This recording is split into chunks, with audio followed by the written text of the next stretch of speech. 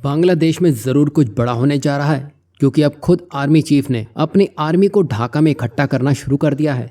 वहीं जिस डॉलर को लेकर डोनाल्ड ट्रंप भारत को धमकाने में लगे थे, आज भारत 30 से ज़्यादा व्यापारिक साझेदार देशों के अंदर रुपए के लिए रास्ता बना चुका है। जैसा कि आप देख पा रहे हैं, बांग्लादेश की स्थिति अभी इतनी बिगड़ चुकी है कि मोहम्मद यूनिस, जो कभी भारत में आने के बारे में नहीं सोचे, ना ही सीधे मुंह भारत से बात की, आज भारत के प्रधानमंत्री नरेंद्र मोदी से मिलने की जिद पकड़े बैठे हैं।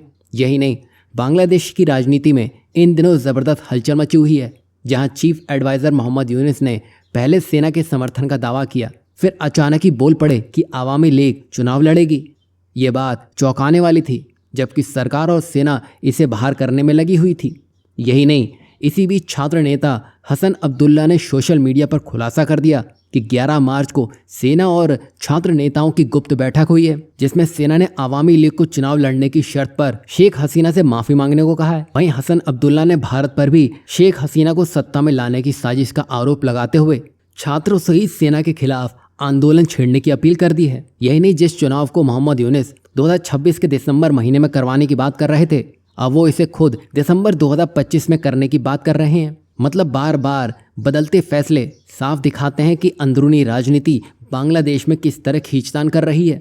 कुल मिलाकर देखें तो स्टूडेंट प्रोटेस्टर्स, सेना और सरकार के बीच अब टकराव बढ़ रहा है। इसमें आईएसआई की भूमिका और रेडिकलाइजेशन का प्रभाव स्पष्ट रूप से दिख रहा है। अब असल मायनों में बांग्लादेश को यह एहसास हुआ है कि उसकी टेक्सटाइल इंडस्ट्री संकट में है, साथ ही फैक्ट्रियां बंद हो रही है और बेरोजगारी भी बढ़ रही है और निवेशक भाग रहे हैं। वहीं अमेरिकी नीतियों और सैंक्शन ने हालात और बिगाड़ दिए हैं, जिससे सरकार और सेना के खिलाफ गुस्सा बढ़ रहा है। यही वजह है कि बांग्लादेश के सेना प्रमुख ने अपने हर डिवीजन से 100 सैनिक ढाका बुलाने का ऑर्डर दे दिया है और तैनाती शुरू भी कर दी गई है। या तो यहाँ पर सरकार का बड़ा विरोध प्रदर्शन हो सकता है, या आशंका जताई जा रही है कि सेना खुद बड़ा कुछ करने की सोच रही है। इन सब के बीच भारत अपनी विदेश नीति के तहत कूटनीतिक चालें भी चल रहा है, जिसमें हाल ही में अमेरिका के वाइस प्रेसिडेंट यानी कि जेडी वांस भारत आने वाले हैं। फिर अमेरिकी एनएसए भारत आएंगे, जो प्रो इंडिया और एंटी चाइना माने जाते हैं। यही नहीं, डिफेंस सेक्रेटरी भी भारत आने वाले हैं। मतलब बैक टू बैक ये भारत में आने वाले हैं।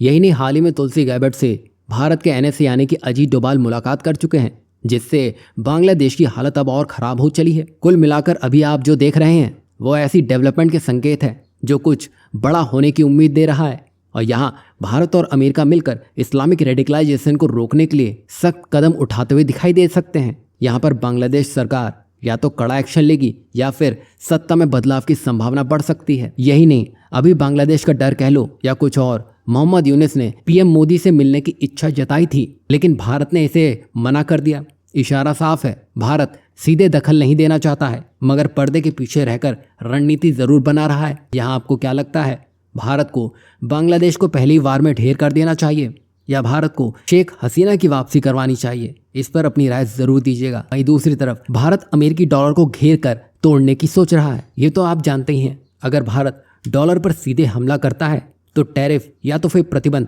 भारत की झोली में आ सकते हैं। ऐसा ना हो, इसके लिए भारत नई रणनीतियां बना चुका है। अब भारत ने 30 देशों के साथ रुपए में व्यापार करना शुरू कर दिया है। ये तो जानते ही हैं, अभी दुनिया में इंटरनेशनल ट्रेड में डॉलर का ही वर्चस्व है, लेकिन भारत धीरे धीरे इसे चुनौती देने की सोच रहा है। बता दें कि हाल ही में भारत ने 30 देशों के 123 बैंकों को स्पेशल अकाउंट यानी कि वेस्टर्न अकाउंट खोलने की अनुमति दे दी है। इससे विदेशी कंपनियां और सरकारें अब डॉलर की जगह सीधे भारतीय रुपए में लेन देन कर सकेंगी। इसके अलावा आरबीआई ने कुछ देशों जैसे यूएई, इंडोनेशिया और मालदीव के साथ लोकल करेंसी में सेटलमेंट सिस्टम की व्यवस्था की है, जिससे ट्रेड सेटलमेंट आसानी से लोकल करेंसी में किया जा सके।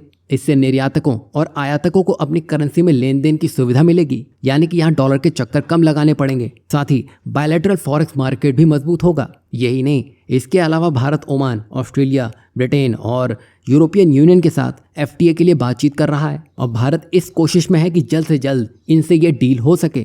वहीं भारत को ग्लोबल ट्रांजैक्शन में अपनी हिस्सेदारी बढ़ानी होगी।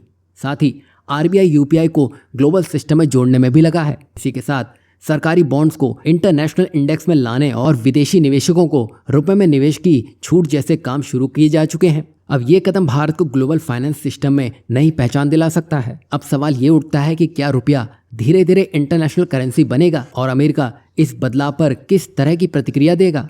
इस पर आप अपनी राय क्या रखते हैं, ज़रूर बताइएगा।